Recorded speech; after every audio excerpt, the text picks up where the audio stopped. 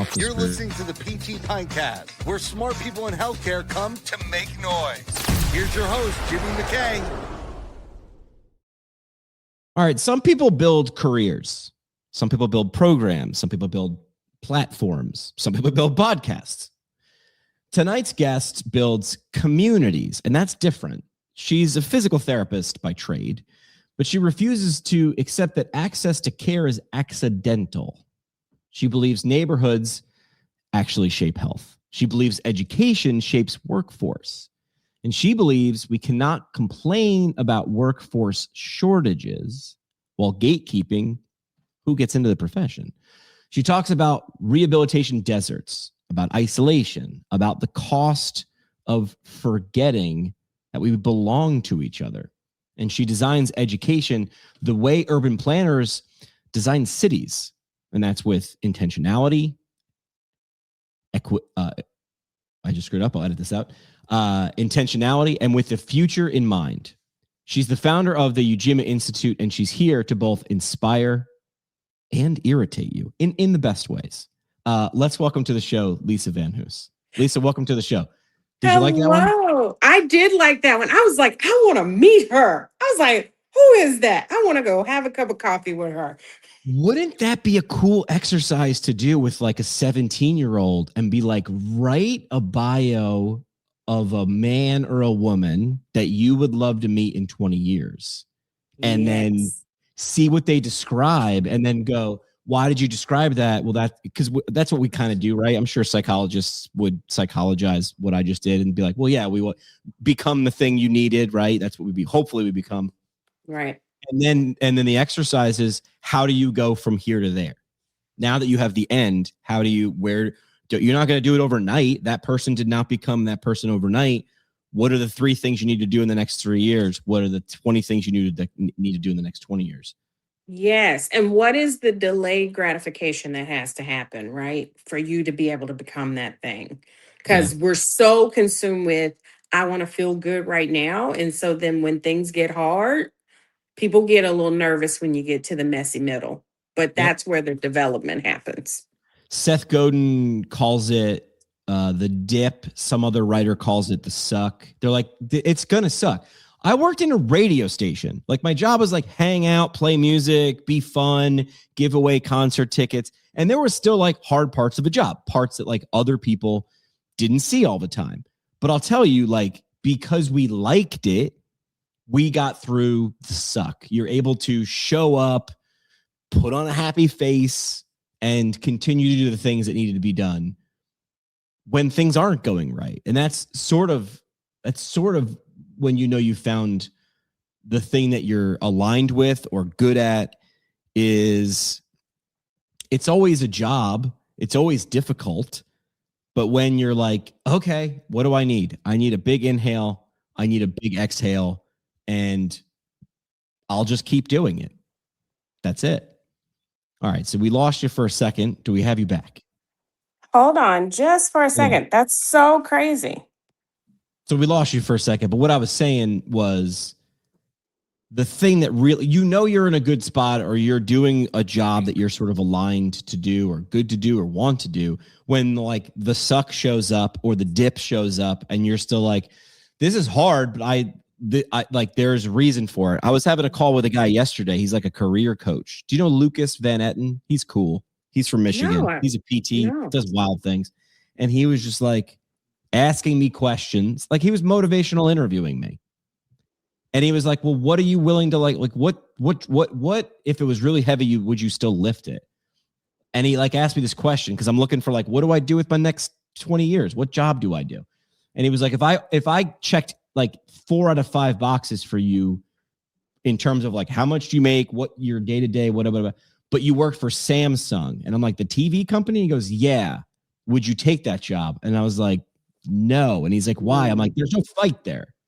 Like there's no heart there. There's nothing what more? I don't know. Does the world need more TVs? I don't care. Like, I don't know. No, I don't think so. Like, but I have a TV, but that's it. So it's like, I need there to be a thing. I'm sure someone out there is like, I love selling TVs, and that's good for that person. That is not enough for me. Yeah. And I That's think like the in point. Eastern cultures, they talk about that, right? That for longevity, you have to have a purpose. And Correct. sometimes in America, we try to make purpose into like this huge, big thing, right? But they're like, no, just what is it that brings you joy every day? And like you said, it might be selling TVs. But Right. for you, it's this, connecting with people and being able to Right. spread messages. But everybody's got to do the self work to figure out what their why is. Why do they Right. get out of bed? I shared a post, and this wasn't the direction of what we were going to talk about. I didn't know it was, but I have this slide always haltered. You've heard about Yes. this, right? The Ikigai. Yeah, Mm-hmm. reason for being, right? And so it's 3 interlocking circles. And let me see if I can do it without looking at it. It's what you're good at, what the world needs, what you can get paid for. We'll get back to that one, and then what you're good at, what you love. So being good at something doesn't mean you love it. Like I might be the world's Right. best bartender, but if I'm like, I'm whatever. So those two things are different. And some people might poo-poo that get paid for. And I'm like, well, you have to be able to support yourself. Like good vibes doesn't pay the mortgage and put food on the table. So like, are you providing something of value to get value out so you can support yourself? And the idea of the Ikigai, which anybody can Google it, 4 interlocking circles, those 4 things I just said, where it crosses. I don't even know if I'm saying this right. I need to talk to a Japanese person because I keep calling it Ikigai. Ikigai. It's reason for being. It's like when you find the center of all 4 of those, that's your jam. And that is a very simple equation to say, but it's not necessarily easy to do because the world is just changing like a Rubik's Cube all the time. And finding where that spot is for you was always different. Very true. Very true. Because I mean, like, and Simon Sinek talks about asking your friends, right? Yes. Ask the people around you what you're good at. Because most of us have been conditioned through our trauma stories to always think negative about ourselves. So he's like, ask some other people, like, why are That's a you good my idea. friend? Why are you my neighbor? Yeah. Why Oh, are you my therapist? yeah. I brought this up on LinkedIn for a while, sort of like pointing out to healthcare providers, because that's usually who I talk to or I like to talk to on the internet. And the pitch or the angle was like, I see you talking about features of what you Mhm. do bring. And I want to not nitpick, but I want to show you the difference between features and benefits. Nobody hangs out with Jimmy because he has brown hair and he's 5'9" and drives a Toyota. Like, I don't Right. I don't think so anyway. Like that doesn't really bring my friends who choose or not choose to hang out with me. That's not why. But in healthcare, we're like, I have a doctoral degree and I have 12 years of experience and this. And I'm like, that is valid and logical, but that's not why people come to you. You are exactly correct, right? Benefits. Exactly correct. Like I hang out with you because of your shirt. Like that is true. I do love the shirt. I do love the shirt. But I think we forget that we are relational beings. Yes. And some of that I think is because of the way in which we gate people into healthcare professions, where we only allow you in if you have certain features. Correct. Correct. But then we know that those features don't translate to bedside manner, which is Right. what the consumers are looking for, right? And That's need. what patients are yeah, exactly. So it Yep. dictates outcomes more than anything, your relational capacity. Yeah, it's wild. But I'm not in education. You've been in education. How would you include that in the process? How would you do that? So, Jimmy, let me tell you how. Here we go. Um, I think that academic metrics are important, right? Because Yeah. there is a correlation between those and passing the MPTE. But I really think a third of that admissions has got to be what service opportunities have you done? Like, I'm like, admit every waitress, every bus Yeah. boy, every porter that childcare workers, like the people that have had to serve others. So if you've had to be a formal or an informal caregiver, like Yeah. we need to Oof. value that commitment to service Yep. because that actually might be what turns the tide between a good clinician and an excellent clinician is Yep. that ability to recognize and attend to the needs of others. And you're not always going to see that in a GPA. I did the things. I brought the meal. Why was that not a good service? It's like, if you were a waiter, like I never made eye contact, I never said anything. My mood sucked. Like you learn that quickly, or you get beaten, you get thrown out. Like I don't want you here. Because that's really what you're selling. I can get a bowl of ziti kind of anywhere. I forget who was talking about this. Oh, John Taffer. He runs that show Bar Rescue. So he's like a food and beverage guy in Vegas. And he's like understanding the science. And he's like, the difference between good food and great food is so small, right? In terms of overall, like what people view as a restaurant. And they go, but if you have great food with shitty service, I'm never coming back. Exactly. Great service with like crappy food, I'll give you another chance, right? So I'm not discounting the quality of a chef, but like even the chefs know, if I put out this great meal and you act like a jerk, I got nothing. Why do we treat healthcare differently? Is it because it's formal? Because it's sciencey? Because it's I don't know. Why? Why is that? Well, I think somewhere during history, we tied healthcare with mobility, right? It kind of became this artificial royalty to, this person is the doctor. It doesn't matter how they treat me because I'm just getting seen by the doctor. It's kind of like I'm getting to go to the king, right? And unfortunately, right now, healthcare, just like education, you get paid regardless. Yeah. If it's crappy care or not, you get paid regardless. I had an article about that not long ago on LinkedIn, and I got a lot of I agrees, and I got a few like, well, that's not the case because, and they were going one level deeper. They were like, well, if I give good care or quality care or good experience, people will come back more often. Yes, agreed. But then the person giving mediocre care will just be like, I'll just spend a little more on ads and I'll just keep giving mediocre care. And I understand I'm going to put nothing into it. So my margins are going to be better. And it sucks. I wasn't trying to dunk on anybody. I was trying to show you like, this sucks. Like I can do a C- job and you could do an A+ job. We get paid the same. And that isn't okay. We should be mad about this, not trying to find the fault in my argument. Yeah. And we should be mad about it because where those mediocre and sometimes not even mediocre, just subpar clinicians end up is in rural and underserved areas where, if you were to just think about, just basic, equity. If you've got an area that has higher complexity and acuity, you would want the best practitioners to be there because they're going to be more effective and it's going to ultimately end up costing us less. But if you keep sending mediocre and subpar clinicians and practitioners to those areas, then healthcare is going to be trillions of dollars in debt because those people aren't incentivized to be effective and efficient. They get paid regardless, right? So if you are out here in Joe Schmo, Louisiana, and there's one cardiologist, it doesn't matter. Because that one cardiologist is still going to have a full caseload and they're still going to bend over their back to make sure that cardiologist is taken care of. Because they're going to say some service is better than no service. And I am of the belief that no, it is not. No, it is not. Yeah. You've talked about something that I don't even think I learned about this term until after I graduated. I think it was Patrick Berner who taught me a couple of these terms. And the term was, he used food desert. We're going to talk about rehabilitation desert. First of all, define it, because I don't want to act like everybody knows what it means, because I had never heard those two words put together for a long time.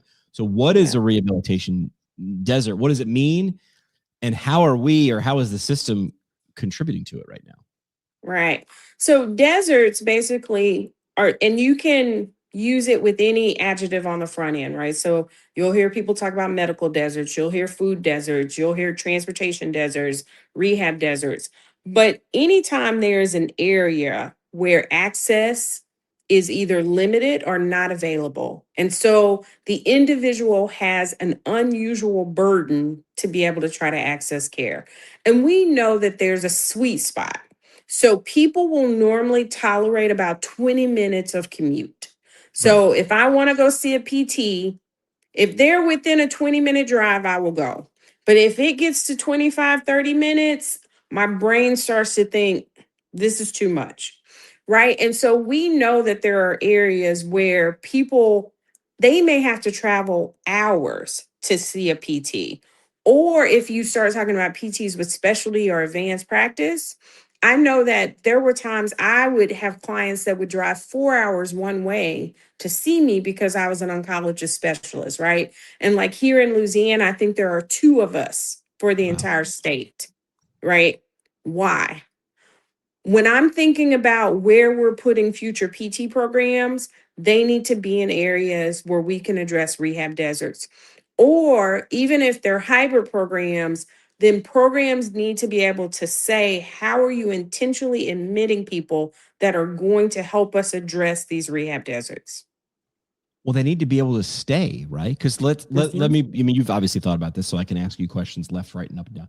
Let's say you put a PT program somewhere where they need PTs. Right. And then you get people from that community to go to that program and pass. Mm-hmm. What's to stop them from going, hey, I just got out. I have now the ability to leave. Would I not take it? How do you get them? How do you incentivize them to stay? Yeah. So what we've learned from medicine and what they're doing with rural health is number one, from your admissions, you need to admit people from those areas because they've already got an anchor, a root in those areas. And then their clinical education needs to be back in that area, right? So if you can recruit from that area, educate them in that area, they are 83 times more likely to stay in that area. 83 times more likely to stay in that area. And then what we know from neighborhood science is that what most people want, right, is they want decent education for them and their children. They want a grocery store, they want a bank, they want healthcare access. So Right. that's where PTs and even and PT educators, when we're thinking about where we're placing our programs and placing our clinics, we're just like, we just got to think about us. No, you've got to think about the environment as well, right? And what it is that you need to do as an educator or a clinician to make sure that there are things in that neighborhood or in that community that will make those graduates want to stay. So it's hard for us as PTs to talk about mobilizing society if we don't think about a bigger society than what we do as PTs. That's talking a lot about who feels welcome in PT. We talked about this years ago. If you don't see someone who looks like you, walks like you, talks like you, why would you ever think that that's a place for you to be? Putting a program there probably opens that door, but there's a lot that goes into that. Money, who's going to be the people who you now move to that area to teach the program? If it's truly rural and care is scattered, where are they going to do their clinical rotations, right? Are they going to have to travel 2 hours one way, or are they going to have to move to do a clinical? And then you've sort of defeated the purpose. So this feels simple, but not easy. Yeah, it's not easy. So it takes a lot of planning on the front end. But you that also is part of the experience of those clinicians that are providing care to rural and underserved areas is you'll hear many of them say that a lot of their job duty is traveling, right, to the next county over, to the next city over. And so there's a part of training, right, this workforce that's going to take care of the underserved to understand that that's going to be part of the burden until we can get enough people interested in rural and underserved so that you don't have to travel more than 20 minutes as the practitioner or as the consumer. But I also think that we're not leveraging technology Like because what? like telehealth, remote monitoring. There are all these other ways in which PTs are providing care, and also community based rehab, right? So all PT doesn't have to occur within a clinic. It can occur in a patient's home. It can occur within a community center. So I think we've got to get ourselves out of a box because a lot of this we've created ourselves. Where do we steal the innovative ideas? Like when you're mentioning some of that, I've done some, interviews with people who work in Alaska or, in the Pacific Northwest, where being rural is just way of life. It's like, necessity is the mother of invention. It's like, well, if you want to figure out how to solve a problem, go watch people who've had to solve it as a way of life. So Are we able to steal some ideas from those types of practitioners? Oh, yeah. I think if we were to have conversations with nurses, I think nurses have been really innovative in how to deliver care. I think your old school rural health primary care providers, they know you got to be boots on the ground. But ultimately, I think having conversations with the community members, with the neighbors, because community knows what it needs. What happens is we will go have a conversation with them and then we go, oh no, they just don't understand how we do what we do. Right. But a community member will tell you, why can't the PT be in the barbershop? Right. Right. Because I'm going to go get my hair cut and I'm probably going to have to sit there and wait 30, 40 minutes. Guess what? Right. I could be doing my treatment while I'm waiting. Right. Yeah. Why You do I gotta go down the street to you and then come back and sit in the barbershop? I mean, like, community will tell you how to improve access. It's just whether or not if we'll be humble enough to listen. if you pay attention and if you're willing to change to it versus asking or demanding that it change to you. I remember learning this lesson about a bicycle when I was in PT school. I bought a bike on Craigslist because I couldn't afford a new bike, so I bought someone else's old bike. I was like, I'll buy your mistake, like no problem. I'll get a $3,000 bike for $900. I'm not an idiot. And I rode that bike for 2 years in races, and then someone watched me on the bike, and they were like, "Why do you?" It's one of those like where you lay down, triathlon bike. Like, why are you like this, and your wrists are like this? And I'm like, because I have to touch the controllers. And they go, there's a screw right there that would make those arms longer. And I was like, I've been doing this for 2 years. I adapted. I got smaller for the bike without knowing the bike was already designed to adapt to me. And I remember I was going through, I think, neuro in PT school, and they were like, you don't ask someone to adapt to the power wheelchair. You adapt the wheelchair to them. It works for you. You don't work for it. I remember like as dumb as a bike metaphor being like, oh, you should look at this for everything. Like this should work for the person. The person should not have to bend or shrink or twist or turn for the system, for the bike, for the wheelchair, for the curb cut, for those things. Is medicine or is healthcare, are we just this big establishment that we're just like, you will bend, this is how we provide it, and you will be glad how we give it, and you will say thank you, and you will go on your way? Is that it? So I think that is it. And I go back and forth because I feel like some of that is rooted in this philosophy of what it means to be a great American, right? Because we tell people that the American dream is all about, individualism and you pulling yourself up by the bootstraps, right? So, yeah, you've got this healthcare system. Guess what? If you're a good enough American, if you're a good enough individual, you'll figure out how to make it work for you, right? Right.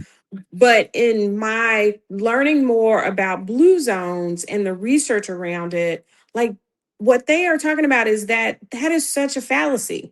It's not the fact that these people are uniquely different than the rest of us, and that's why they're living to be 100 years. It's because their environment is different, right? Right. So they're like, why can we not learn how to adapt environments so that then we make healthy lifestyles easy for people? And it's the same thing with education. Why can we not adapt the educational environment to make learning easier for the learning? Why can we not adapt the healthcare system so that it works better for the individual? But we have this fragmented healthcare system that we go, this is great. You go figure it out.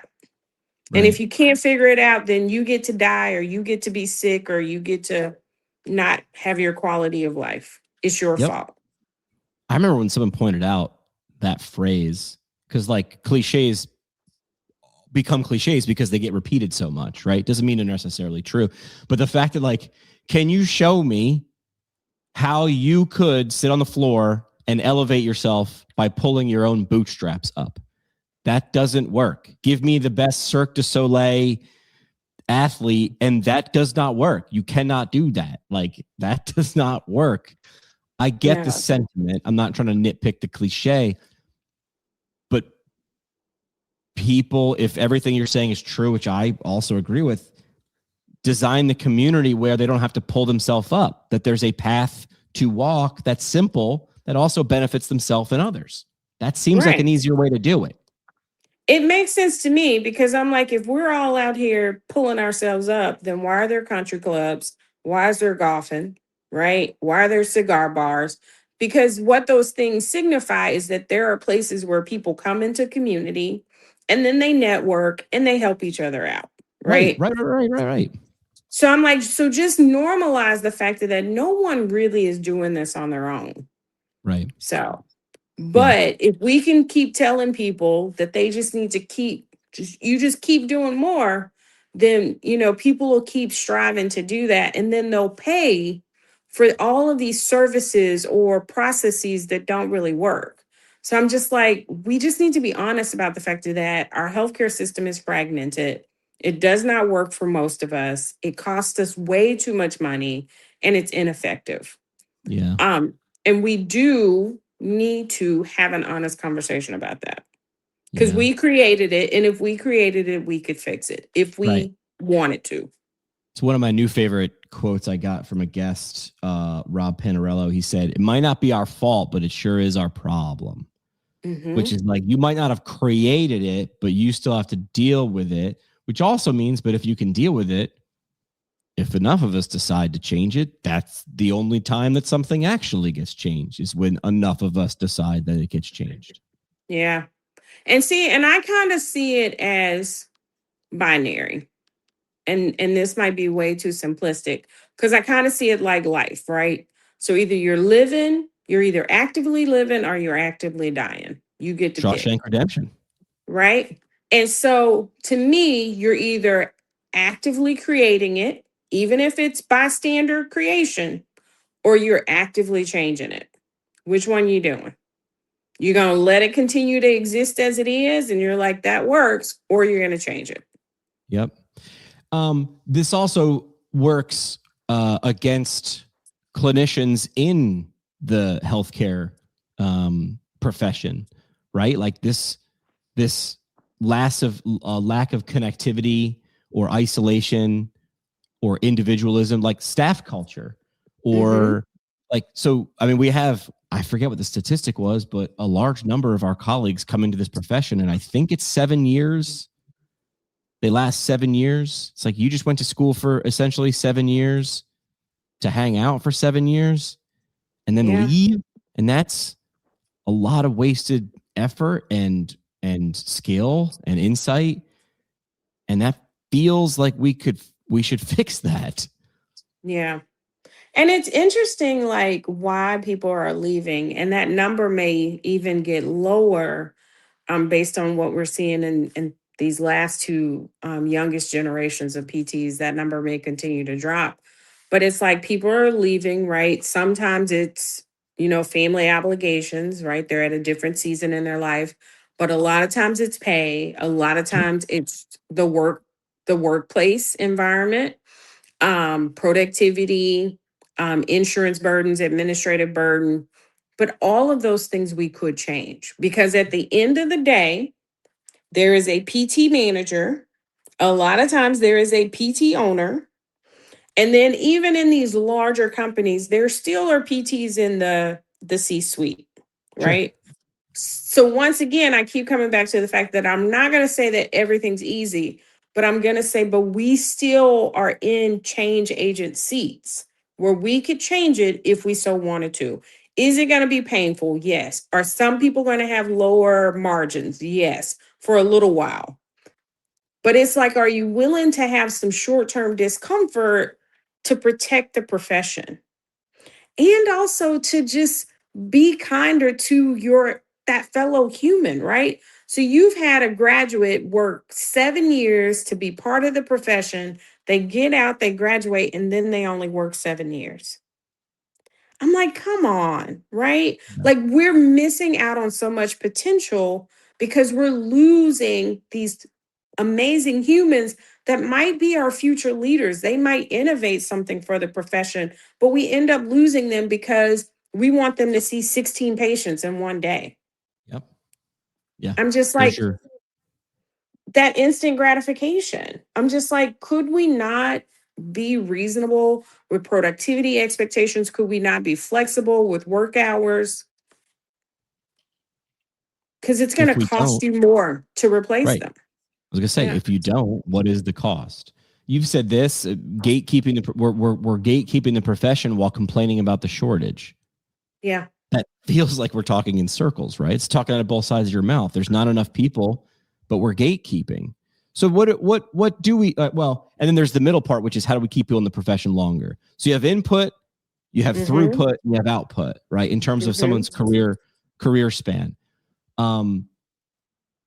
You're focused on input because you're in education. Well, I shouldn't say just focus on input, but you're like, how do we get more right people into the profession? Because more right people is better than more not right people. Because if those people aren't right, they might not stick around, and prevent them from leaving the profession. Yeah. And I am of the belief now, and this is where people will get irritable with me. Every 4.0 student is not the right person, right?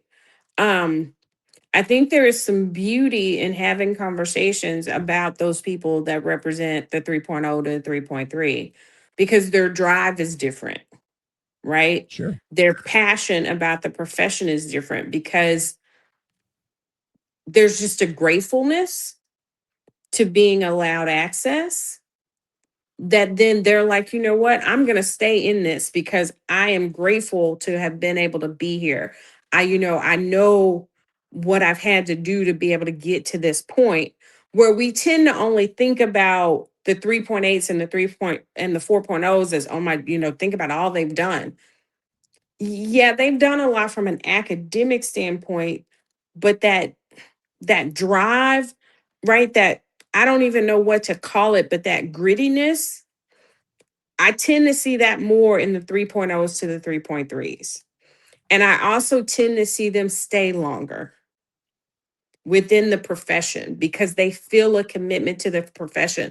They feel like the profession took, they took one for them. What would be a better word for Jimmy? But I'm not saying that something was given to them, but there's a different sense It, about being accepted into the profession. well, for a second there, I was going to say it's a effect called the IKEA effect. Have you ever heard of the IKEA effect, Lego effect? Because I had to construct this coffee table. I actually value the coffee table. It was in Betty Crocker cake mix.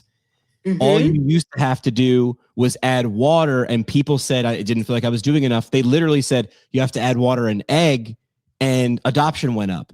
So it was like if you have to do a little more, if you had to sort of sweat a little more or put a little more work into it, you might feel like it's worth more to you Right. Yeah. personally. That's a great way to put it. Um, because I do want humans to feel like they are the gift, right? We all have been called into existence for a reason. But I also think that your profession and especially professions that have selective admission recognizing the gift that has been given to you. And I do sometimes find that those candidates with the higher GPAs, they feel like they're the gift. And if things don't go a particular way, then they're ready to go. And granted, many of them do have options. So, yes, utilize your options. That's not what I'm saying. But I just find that the persistence and the perseverance is not the same. And I realize I'm speaking in generalizations, but I just hear so many educational programs talking about they want the qualified student, and in their mind, the qualified student is 3.5 or greater. I'm Right. like, no, the qualified student, if your document says it is 3.0, then it's the 3.0 student as well. So you need to wrap your arms around them. And what I've just found is that they come with a different set of attributes that actually ends up being better for the profession. There's just a resilience there. There's just a hunger there that's slightly different. What would it look like if PT education truly centered community instead of competition, instead of a 4 is better than a 3.5? Oh, I would love for it to get to the point where if you've got the academic metrics, then good. We're done with that part, right? That's your screening. Then the rest of the admissions process is really looking at those attributes that you have towards the ability to build community, right? So even I would love to see community members participating in the admissions process, right? What would that look like to have patients sitting on the admissions process to be like, oh, yeah, that person could be my therapist, or oh, no, did you notice the way in which they spoke to us, right? I think I would love to see the end users helping us select the future clinicians. Yeah. I mean, I learned that in a different way when I worked for Mount Sinai Hospital, and David Petrino was in charge of a research lab, and he used to use this phrase, which he didn't coin, but he said, "Nothing about us without us," and that was from the disability movement back in the 60s and 70s, which is you have people making decisions about other people, and no one in that decision making process has the disability that we are deciding on, and that doesn't make any sense. Right, it doesn't. So, and and that kind of comes from, community-based research. Some people call it community empowerment research. You're now hearing terms like asset-based models. But this concept of if the end product is a practitioner, then I think there needs to be some changes in our processes to say, and be it education or clinical, at every time point, where is community part of this decision making? And so there is an organization called PCORI, which is patient-centered outcome research institute. What I love about that organization is if you are designing a research project, community's got to be involved from conceptualization all the way to dissemination. And I think that PCORI model, we need to embrace that in healthcare and clinical services. We also need to embrace it in education, where if you're designing this and communities who it's going to impact at every timestamp, where's your community member? Where's your public member? I saw it in practice when I said, at Mount Sinai, we'd have technology companies come and say, we've solved insert disability here, or we've solved this problem for this subset of the population here. And David, he was also Australian, so whenever he talked, it just sounded cooler. He'd just be like, he would ask just like stunningly simple questions. Who from that community is on your board, who's actively been in the process of this? And a lot of times, these were David's words, not mine. He was like, it's a bunch of tech bros going, we figured it out. And the answer is nobody. Right. And then David would then just simply turn to people who had that disability and say, is this in your top 25 problems that you face every day? And they'd be like, not even in my top 50. And they're like, what are we doing here? You've solved nothing. You've solved nothing. And from like psychology and sociology research, we call that saviorism, right? Where it's totally, you thought there was a problem and you were like, I'm going to come up with a solution. And then you take it back to community and you're like, I'm the best. I fixed this for you, right? And we also do that in education, where faculty will get together and be like, this is what's wrong with this course or this curriculum. And very seldom do we get feedback from the students, like really good feedback, not just the student eval at the end of the year, but sitting with students to talk about curriculum. And then we go, we fixed it. And the students are like, no, it still sucks, right? And then when you think about like clinics and patient care, like often you'll hear people say, we have community advisory meetings. Yes, but they meet once a quarter, right? How often do you invite community members into your staff meetings to talk about, hey, how is this really going? Like sit down and have conversations.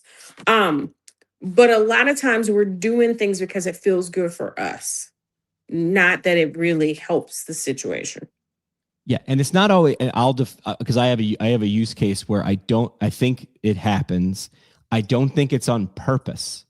A lot of times, APTA state chapters and academies. I see you. I love you. I want you to succeed. It might seem I'm harsh on you online. That's because I'm trying to push you. Some of them will do town halls, and I'm like, I don't know if that's the greatest way to get feedback, because a person has to stand up in front of a group of peers and say something that might be super personal. The funny part is it's probably more than that person thinking it, but is that the best way to get feedback? Probably not. And here's my non-scientific way. We've all been to presentations. We just came back from CSM. Someone talks for 60 minutes. Everyone says, clap, clap, clap. Any questions? Maybe one or two. Clap, clap, clap. Thank you. I'm done. And then 12 people rush the stage to ask a question. Where was that 48 seconds ago? Why? I know why. Because they didn't want the spotlight. But that's where really interesting things happen. So yes, asking for a survey at work or at school isn't the best way to get the right feedback. No, it's that one-on-one small group. I mean, and people are like, but do we have time for that? If you want to know if you want the answers, you have time for it, right? And do you have time to not do it? That part. And nowadays, even with technology, right? So there's so many audience engagement systems that you can still protect someone's need to feel safe and allow them to still give you feedback. I'm just like, but we often design things in a rush, or either we're just thinking about how we've always done them. We're not really thinking about universal design of, okay, how can I engage as many people as possible? Because if you want, as many perspectives as possible, you got to be much more intentional. Yeah. In every aspect of the human condition. I would say this parallels. This is sort of these are communication principles, right? Mm-hmm. And I love stealing that FIT VP model. Everybody's like, oh, frequency, intensity, time, type, volume, progression. I go, those are exercise principles. Those are also communication principles. Those are relationship principles.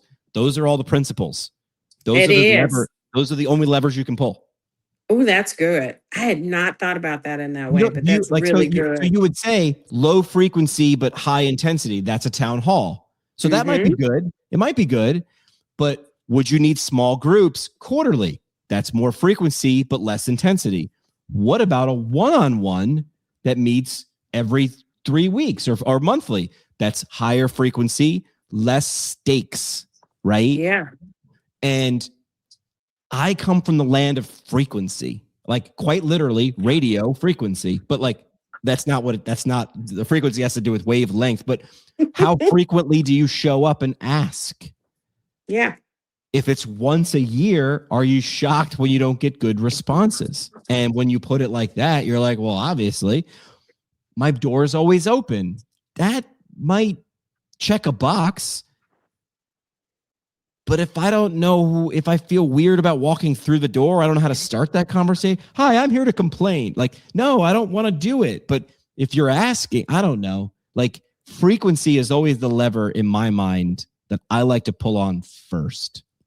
No, that's a great point. That's a really great point. Really? I didn't think that was, but I'll take it. No, it was fabulous. And I teach electrophys, so it's so made sense to me, right? Because I'm like, I can have the electrodes on you, but if there's not enough beats coming in or enough hertz, I'm not going to get, it's not going to do anything. So I felt that. Great job. You said will not survive if we focus only on self. So let's look to the future. There's no good story unless there's tension. What happens if we don't change? For the profession, I'll frame it that way. As the profession, if we continue down the path we're doing and we don't take any of these things, heed of any of the things that we just talked about, what is the fallout? What does it look like when we fall off a cliff? So here's the world according to Lisa VanHoose. So this is just my opinion. I do recognize that I represent other organizations, but this is my opinion. From an education standpoint, PT programs are going to close. There's just not going to be enough interest. If we cannot figure out a way to lower costs, lower the cognitive load, I'm not saying decrease your credit hours, but you've got to make sure that instruction is delivered in such a way that it reduces cognitive load and reduces the trauma during the learning process. If we cannot figure out a way, students just aren't going to come to our classes, right? And I feel very strongly about that because there's too many options now, right? This is not the 1950s. It's not the 60s. It's not that, there's only 50 disciplines in healthcare. There's over 200 disciplines in healthcare. So if somebody wanted to be in healthcare, There's all different kind of ways they can participate. So we've got to get more attractive from an education standpoint. Um, from a clinical standpoint, I think we are saying the wrong message because right now the message is about our features. So I'm going to use what you said earlier, right? We are a doctoring profession. We have done 7 years of training. We are in the community, right? It's a lot of we messaging. People do not like, even if you're in a room with another individual and all you hear them saying is I, like we don't like talking to that person. It gets Correct. creepy, right? Correct. So if the message was, you know what, here's how PT is changing lives, right? Every state has a state health improvement plan. If we made sure that every clinic was addressing at least one measure from the state health improvement plan, then we can say back to states, you know what, we see you. We heard that this was a priority. This is how we're contributing. That's a different message than we've done all these things and for that reason you need to take care of us. It's like, no, we are an asset. You said this was your problem. Here's the assets we're bringing to the table. And then naturally, people will want to partner with you and people will want to make sure that they take care of you because you brought value. Mm-hmm. I think sometimes our doubling down on self advocacy makes us come off as really selfish. And it's hard to sell a selfish message. So I really would love to see us focus more on public health community messaging. Um, and I think that would do us better. So I am afraid that within the next 5 years, if we don't do some things quickly, we're going to see PT programs close down. Some people are excited about that because they're like supply and demand. I Yeah. also think that if our messaging does not change, then what we're going to see is we're going to see other disciplines that have better messaging. They're going to get to move into spaces and we're going to be like, why is the athletic trainers there? Uh-huh. Why is the exercise physicists there? Well, because they had a community facing message. The other thing that makes me really concerned is there's this big push to create PTs faster. We're not making widgets. We're not making, I don't know, something production wise. We're not making tires, right? You're making humans who have to have a certain amount of relational capacity. And we already are taking them from bachelor's degree right to doctoral degree. We know from neuroscience that there are parts of their brains that control empathy and compassion are not fully developed until they're somewhere between 25 to 30. So why are we moving so fast, right? If the issue is that we need to get practitioners out into the clinic earlier, then let's talk about that, right? So maybe it is time that we start talking about, some type of tiered licensure setup so that they get their bachelor's degree, maybe they do their first year PT school, then after that they go to work, or maybe they, while they're getting their bachelor's degree, they become a PTA so they can go work, right? And then once they've been in the field for a while, then they come back and work on their DPT. But this factor that we're going to take an 18-year-old and in 5 years at the age of 23, turn them into a doctor of PT, and they're going to be a safe clinician. And safe clinicians is not just about technical skills, it's also about relational skills. I'm not sure if that's true. We just are not respecting what they call socio-emotional literature. That there has to be time for development. We know that from a rehabilitation standpoint, right? Where we will respect some 6 and 12 weeks of healing time, but then we don't want to respect that from a brain development and a cognitive learning time. So I think there are other ways we could address the practitioner need question without rushing half-baked clinicians to the clinic.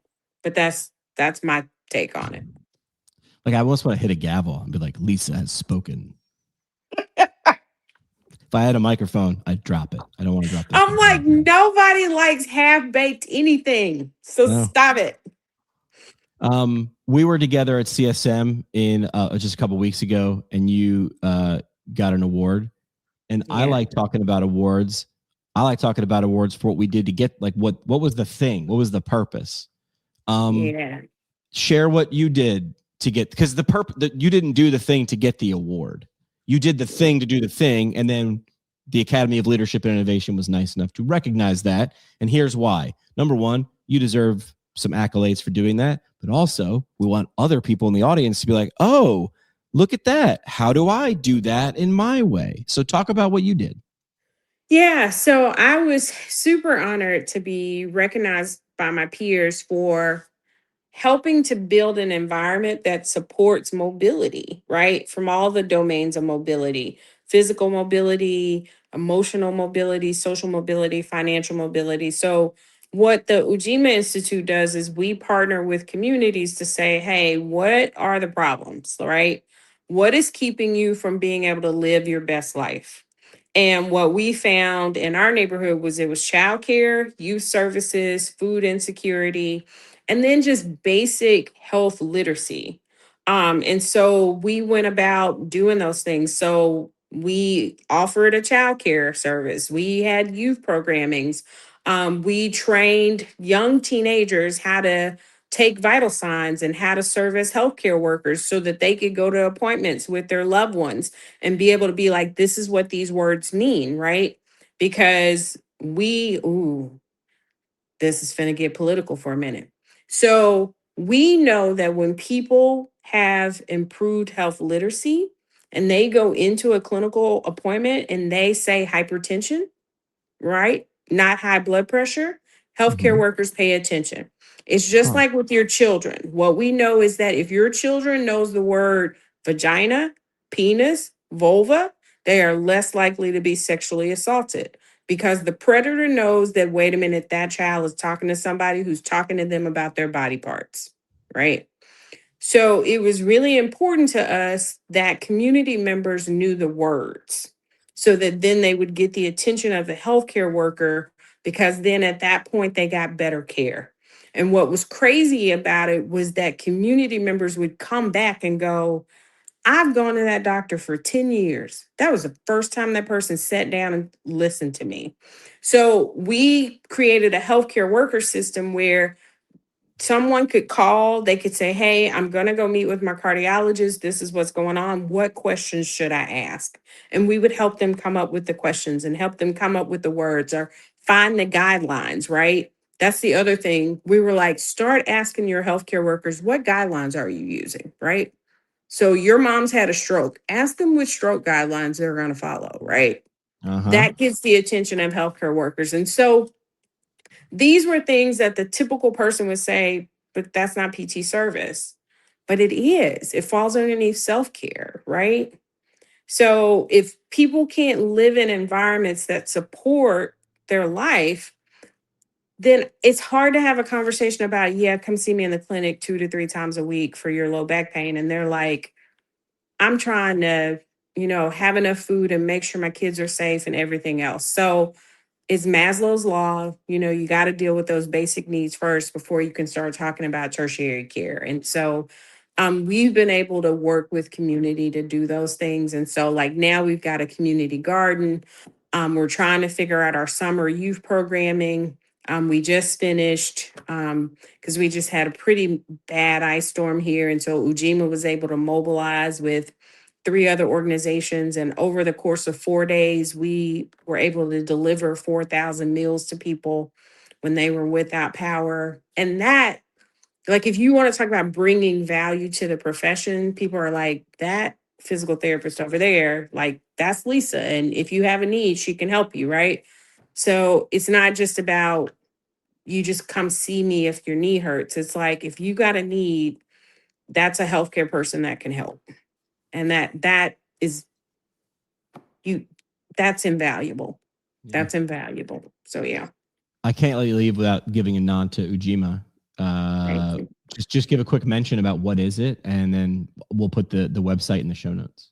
Yeah. So Ujima is basically the third principle of Kwanzaa. It means collective work and responsibility. So in layman's terms, my brother's problems are my problems. My sister's problems are my problems. That human's problems are my problems. So don't turn a blind eye to people. So, And then and what do is the, do what you can. Every little bit helps. I'll share the website there. Well, hey, congratulations on your award.